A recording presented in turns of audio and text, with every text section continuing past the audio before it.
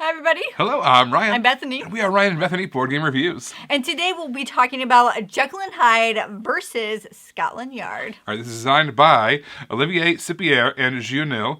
This has art by Vince Dutray and is published by 25th Century Games. All right, this is a two-player cooperative trick-taking game, which is wild. I've only ever seen that one done one other time. But one of us is playing as Dr. Jekyll, one of us is playing as Mr. Hyde, and we are trying to get our personalities to work together in order to get away from Scotland Yard. So basically, you are playing these tricks, but you also have the city itself playing tricks. So instead of being the city kind of acts like an AI character, but we kind of give the cards to the city in order to play. Yeah, we seed the deck. We seed the deck that they're going to be using, which is interesting. We don't know when the cards are going to be played, but we know some of the things that are in there. The communication between players is not a lot. There is a rule in the rulebook that says, if you don't like that, you can talk a little bit more. But in general, you're not talking to each other about what is in your hand. You cannot mention, I need to take this many tricks. I need to do this. You can't say any of that. Based on the number of tricks that are taken, we are going to move along this track.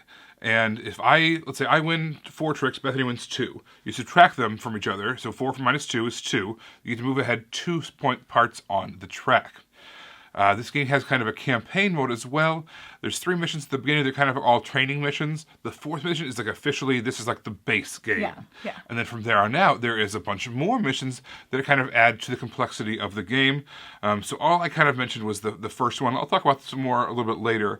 But that first mission, you're basically just trying to learn how to take tricks, have one person take more than the other, so that you can advance along this track.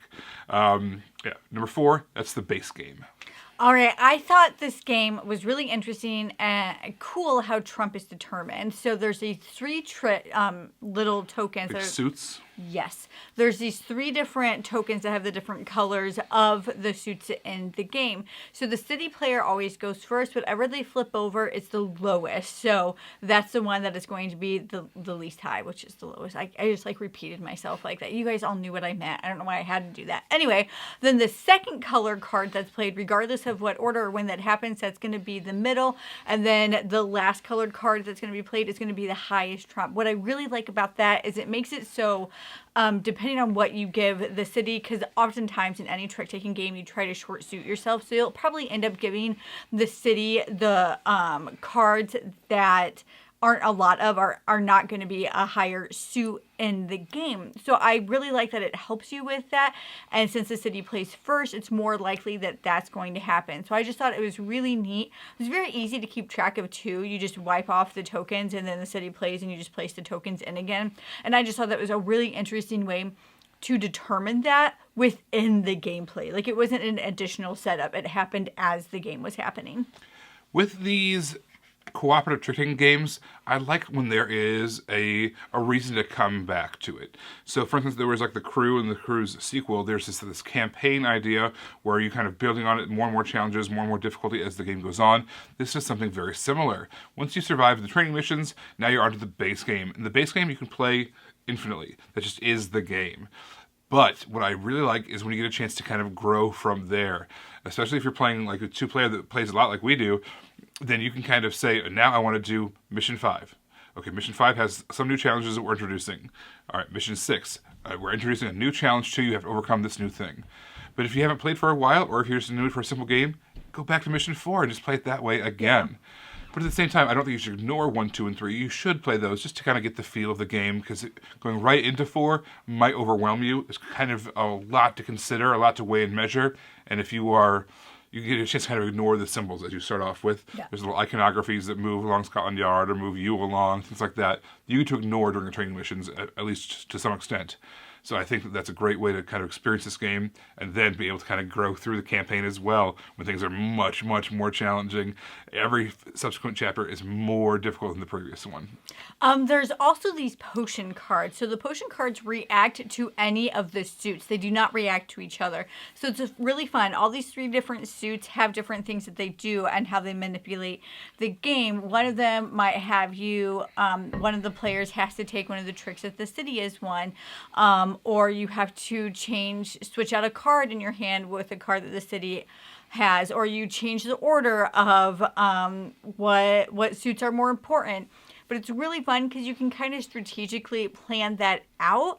But also, if you play potion on a potion, then like nothing, if it's just all potions, nothing happens. It has to react with a card.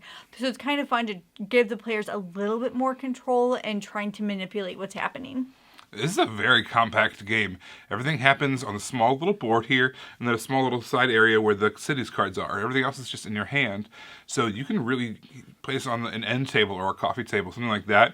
And you have a fun two-player experience in a very small place with a pretty small box too. So this is a very portable and travel-friendly game. Overall, I thought this game was fine. I liked it, but it wasn't anything new for me. It wasn't anything I hadn't seen before. And if I'm going to play a two-player trick-taking game, I'm going to choose Fox and the Forest Duet over this anytime. I will always choose that game over it. So it didn't really replace anything for me in our collection. This is a very challenging cooperative game, which I like. We like tough co-ops. This is super tough. I like exploring all the different chapters. I like finding the new ways to lose, because that's primarily what happens. The idea of that two-player trick-taking game is so intriguing to me. As a Midwesterner, love trick-taking games. It is in my blood. And when I see cooperative ones or two-player ones, I am instantly interested. And so I was definitely interested in this as well. It's not my favorite trick-taking game. I just liked exploring all those chapters. I gave it a lot of replayability in my mind. Everybody, thank you so much for watching. Don't forget to hit subscribe so you can see our videos as they come out. Until then, you can find us in all of these places. You guys, thanks for watching, and we will see you next time. Bye. You guys, thanks so much for watching. This game was provided to us by a publisher in exchange for a fair and honest review. And if you want to see more stuff, check out over here to see something we think you might like. And over here, we think that YouTube has picked out a great video for you you're going to love.